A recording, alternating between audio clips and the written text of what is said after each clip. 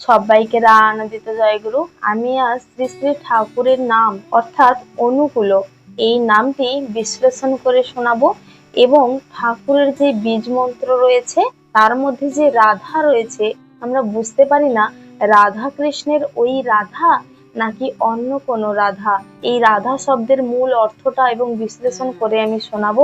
সবাই আমার ভিডিওটি লাস্ট পর্যন্ত দেখবেন। যারা আমার চ্যানেলে নতুন এসেছেন সাবস্ক্রাইব করে বেল আইকনটি প্রেস করে দেবেন।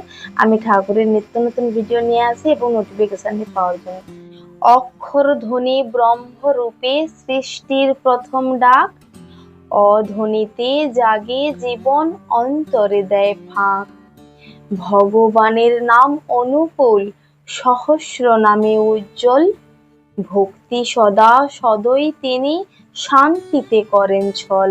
ভীষ্ম বলেন সরসজ্জায় স্নিগ্ধ প্রেমে ভরে, অশোকাকান্ত রোদনাতে মুক্তি পায় সকলে।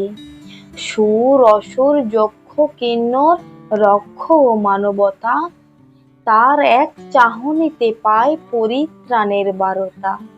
অনুকূল অতে আছে ব্রহ্মতত্ত্ব, গীতায় যার ধ্বনি, অক্ষরং ব্রহ্ম পরমং চিরন্তন সেবানে। নু বলি যেই মুহূর্তে নরাধিপং স্মরণে, সমাজ পথে নেতৃত্বে জাগে ঠাকুর নামে গানে। ক মানে সেই চিরকবি, প্রজ্ঞায় যিনি দীপ্ত, ভবিষ্যৎ গড়ার প্রেরণা জ্ঞান দেয় নির্দিষ্ট। উতে বৃক্ষ ঊর্ধ্বমূল, গীতায় আঁকা ছায়া, ঠাকুর অনুকূল সেই মূল, সৃষ্টিতে দেন মায়া।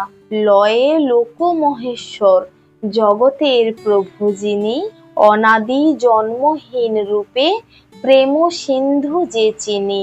এই নামেতে ব্যাকুল প্রাণ, এই নামেতে মুক্তি, এই নামেতে ঠাকুর সাড়া দেন প্রেম রসে যুক্তি। ভক্ত বলেন অনুকূল সদা প্রভু, তিনি শ্রেষ্ঠ প্রভু।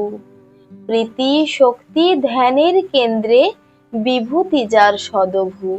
সদা বিভু অলঙ্কারময়, গুণ গুণময় ঈশ, জীবন সাজে যার আদলে ভক্তির আমল দিশ। যার নামেতে জলে আশ্রয় হয় ধ্রুব দিশারি, নেতৃত্ব প্রেমে পূর্ণ অনুগ্রহের নারী।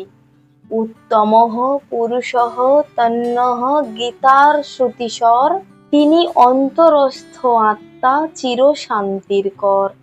এই নামেতে নৃত্য জগৎ হৃদয়ে তোলে ঢেউ, ঠাকুর বলেন প্রেম ভরে পুণ্যবাণীতেও। অনুকূল সদা প্রভু সদা বিভু, এই নামেতে জাগে আত্মা দূর হয় ব্যথা বিষ। নামের প্রতি এই নিবেদন অন্তর হতে ওঠে, ভক্তি কণ্ঠে ধারণ করো রা সা নামি মালা। এই রা অর্থে রাধা, রাধা কৃষ্ণের যে রাধা তার সঙ্গে কোনো মিল নেই এবং সেই রাধা একটি নারীর নাম বিশেষ। এই রাধা শব্দের আধ্যাত্মিক ব্যাখ্যা হলো ঠাকুর বলেছেন রা অর্থাৎ টু পজ অর্থাৎ ধাক্কা দেওয়া, সৃষ্টির সূচনা। আর ধা কথার অর্থ হলো শেষেশান অর্থাৎ স্থিরতা স্তব্ধতা। অর্থাৎ রাধা মানে হচ্ছে ধাক্কা দিয়ে থামানো, অর্থাৎ রাধা মানে হচ্ছে ধাক্কা দিয়ে থামানো, যা এক ধরনের কম্পন বা স্পন্দনের সূচনা এবং তারপর আর একটা স্থিতি। এটা হলো আদি শব্দ, আদি স্পন্দন। এই শব্দেই বিশ্ব সৃষ্টি হয়েছে। আমিও একজনের কাছ থেকে জেনেছিলাম যে এই রাধা কি ওই রাধার সঙ্গে রিলেটেড।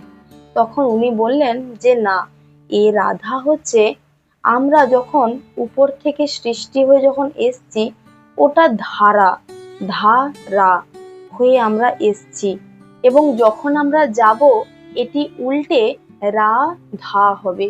বা আমি এটা ভুল জানি নাকি, কেউ যদি সঠিক জেনে থাকেন আমার কমেন্ট বক্সে অবশ্যই লিখে দিয়ে যাবেন। আমি এই রাধা অর্থটা ফেসবুক স্ক্রল করতে করতে আমি এক জায়গায় দেখেছিলাম তার জন্যই আমি উপস্থাপনা করছি।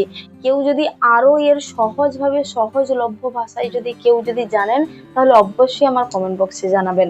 এই শব্দেই বিশ্ব সৃষ্টি হয়েছে। এটি অনেকটা বিগ ব্যাং এর আধ্যাত্মিক ব্যাখ্যার মতো। প্রথমে একটি ধাক্কা, ভাইব্রেশন অথবা পজ, তারপর স্থিরতা বা ছন্দে পরিণত হওয়া। এই রাধার সাথে রাধা কৃষ্ণের পারস্পরিক রাধার কোনো সম্পর্ক নেই। ঠাকুর স্পষ্ট করেছেন যে তিনি যে রাধার কথা বলেছেন তা নারী রাধা নন।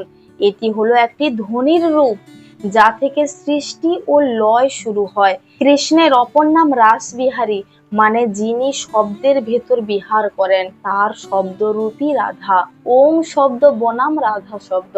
অনেক সাধক ওং শব্দকে আদি শব্দ বলেছেন, কিন্তু শ্রী শ্রী ঠাকুর বলেছেন রাধা শব্দ ওং শব্দের চেয়েও উচ্চতর। কারণ ওং হলো একটি মন্ত্রতত্ত্বক ধ্বনি, কিন্তু রাধা হলো সৃষ্টির গভীরতম স্পন্দনের প্রথম প্রকাশ।